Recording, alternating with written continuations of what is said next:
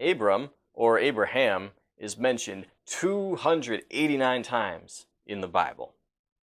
That's actually only seventh place among people who are not God, but Abraham is mentioned in 27 different Bible books, 27 of the 66. That is only behind his grandson Jacob and Moses. Abraham was a prominent figure in Old Testament history because he's the father of the Israelite nation. But what about Abraham? Well, if we take a look at our big picture timeline again, our very basic timeline, we see that Abraham is at 2000 BC. That's for the sake of round numbers and is actually close to his death year. But Abraham's birth year can be dated with a reasonable level of certainty as 2166 BC. Still, he doesn't become the main character, if you will, of the Bible until he's 75 years old. So that would be 2091 BC. Genesis 11 tells us that Abram and his wife Sarai were living with his father Terah in Ur of the Chaldeans. Here's a map of Abraham's journeys.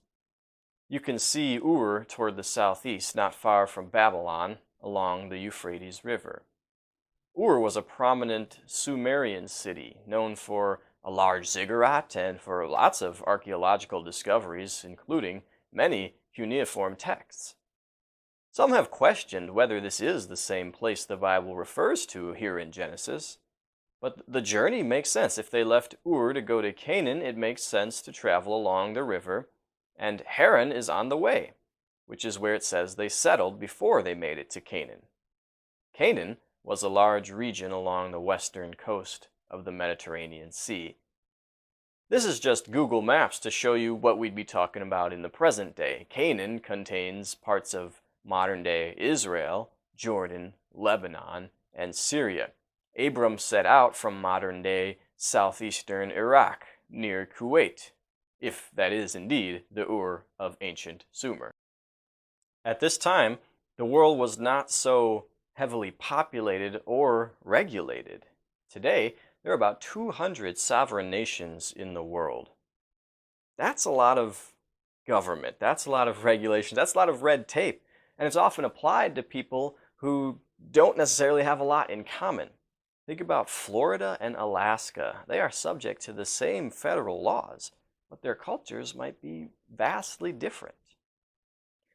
4,000 years ago, people arranged themselves and grouped themselves together more autonomously in what are known as city-states. Now, these functioned like sovereign nations, but they lacked the population and the physical size that we normally associate with a country today. Well, eventually, the prevalence, the popularity of these city-states faded as travel became easier, as cultural identities and similarities were embraced, and people formed alliances with one another for the sake of mutual protection. Think of it this way. Cincinnati, Ohio, could probably cross the border and conquer Florence, Kentucky, fairly easily. But what if Florence had an agreement with Louisville and Lexington and Frankfurt that they all stood together in any time of war? Suddenly, Florence is not such an easy target. But why is Abraham special? Let's look at Genesis chapter 12. The Lord had said to Abram, "Go from your country, your people, and your father's household to the land I will show you. I will make you into a great nation, and I will bless you. I will make your name great, and you will be a blessing. I will bless those who bless you, and whoever curses you, I will curse. And all peoples on earth will be blessed through you." How would all the peoples on earth be blessed through Abram? How are you blessed through Abram?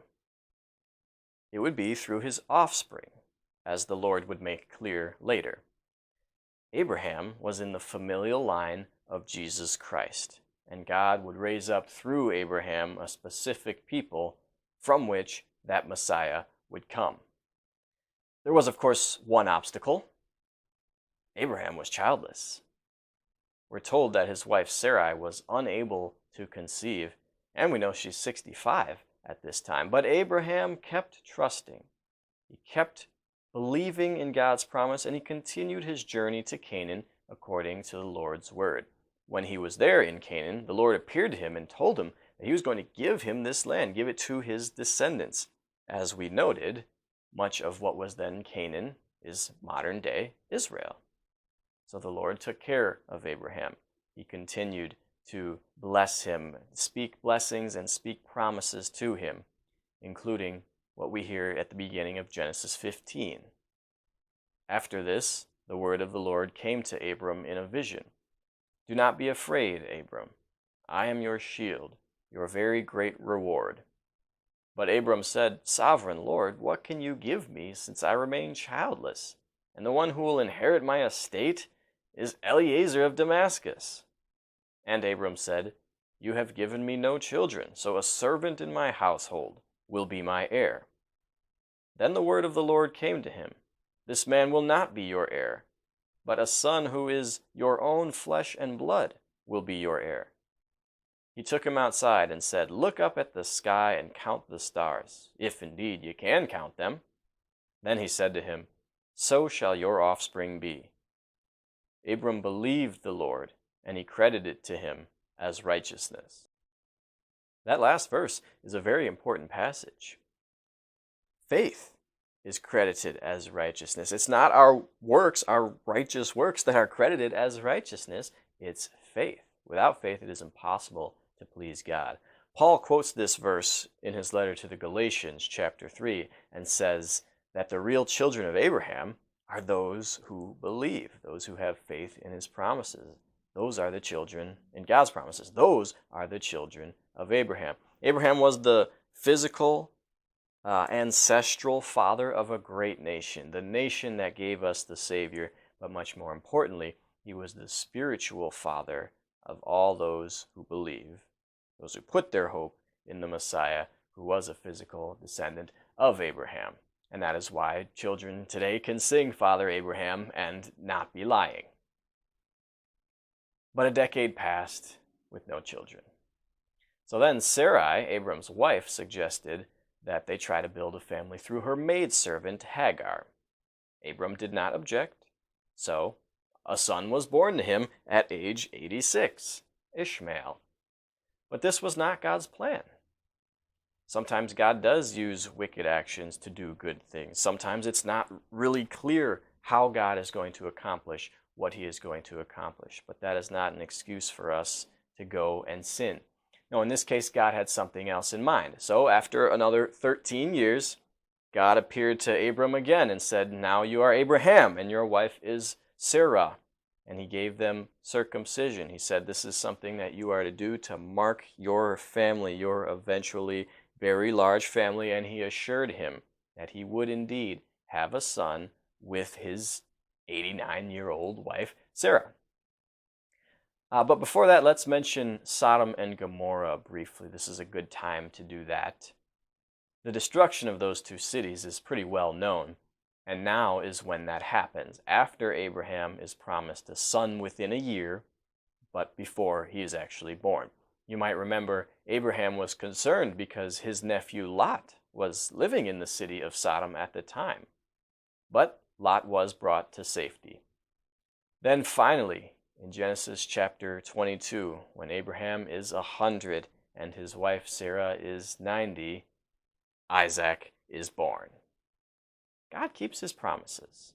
God always keeps his promises. People had to wait several thousand years for the promise of a Messiah to materialize into a baby boy born on Christmas. But God keeps his promises. And he himself always has in mind exactly how, exactly when, and through whom he's going to accomplish what he's going to accomplish. It's about time to transition to Isaac. And what better way to do that than the most memorable account involving both Abraham and Isaac.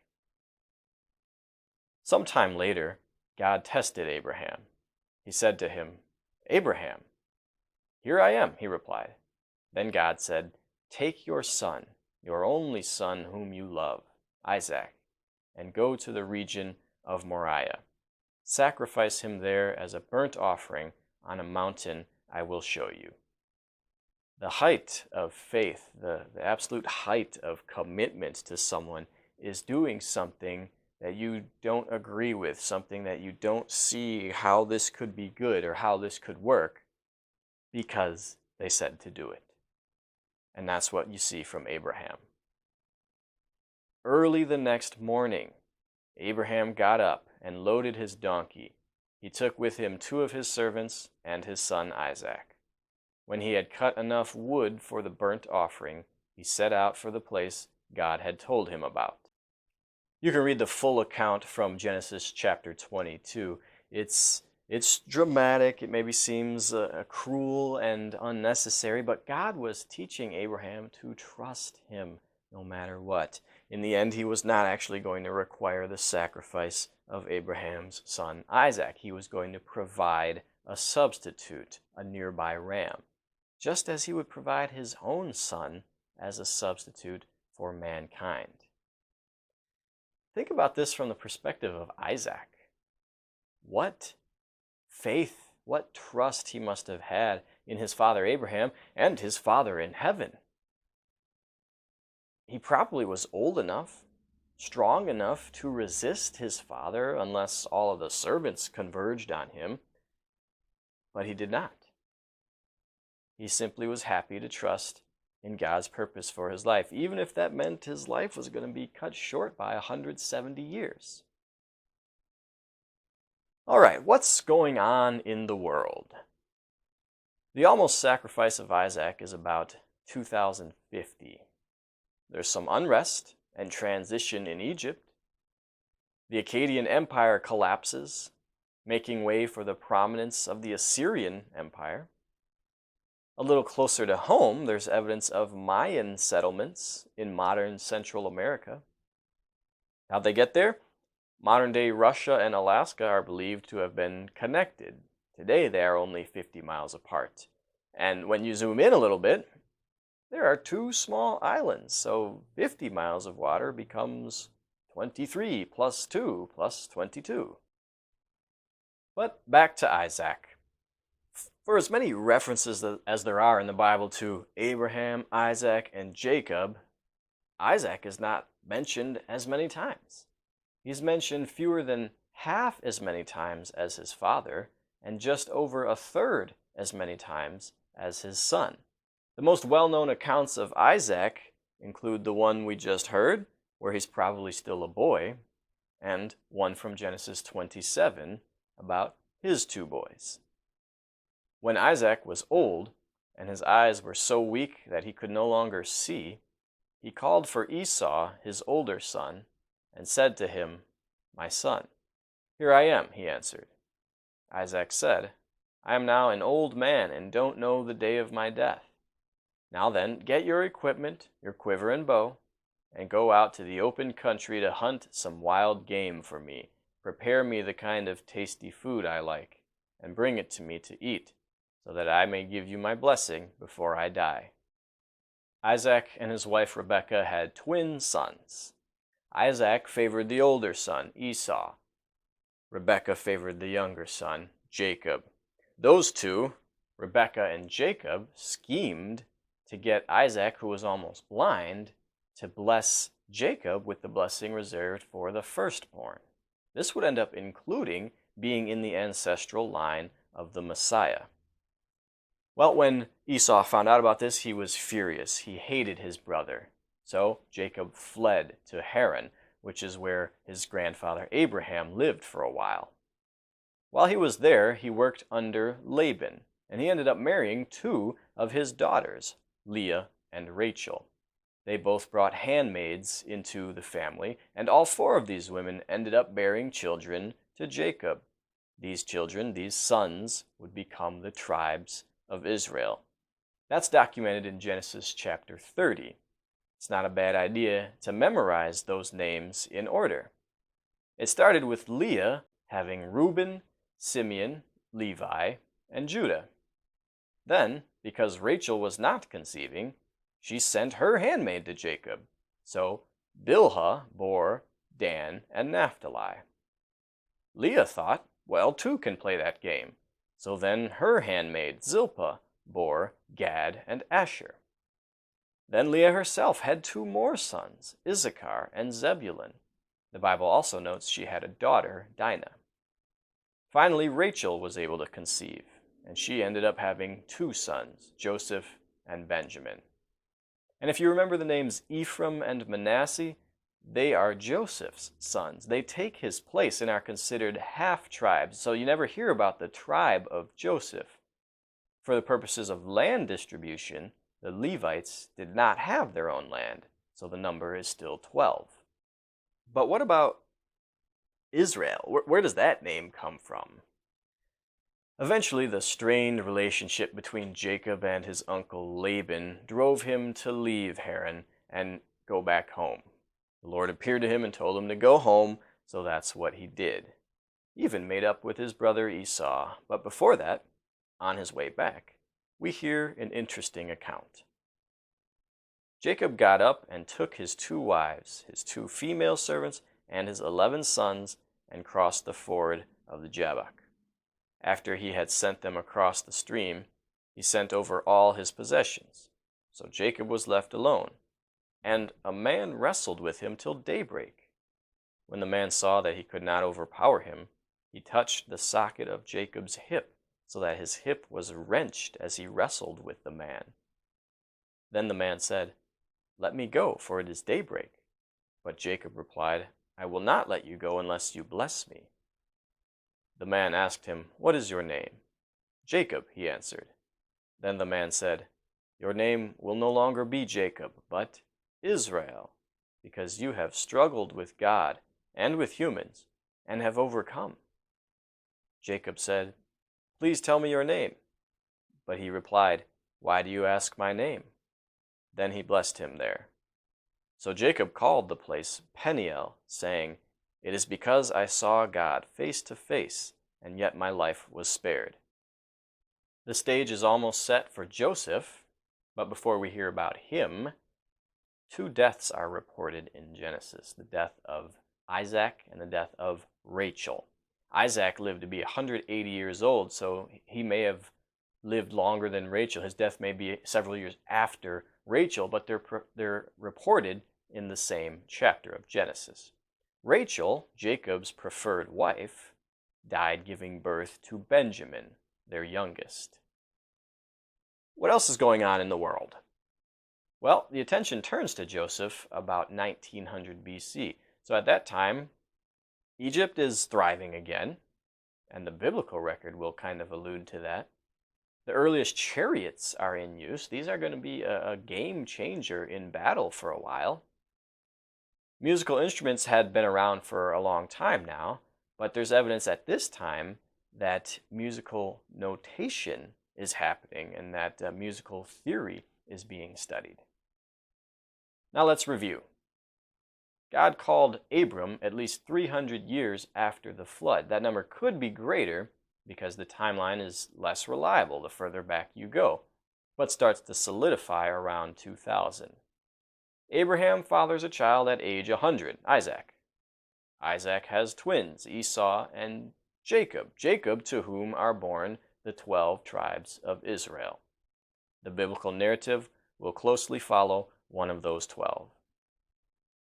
I pray that this historical overview be beneficial to you, that it give you a deeper understanding of and appreciation for how God is very much active in the lives of His people. I'm Pastor Clinton. God bless your efforts to study His story.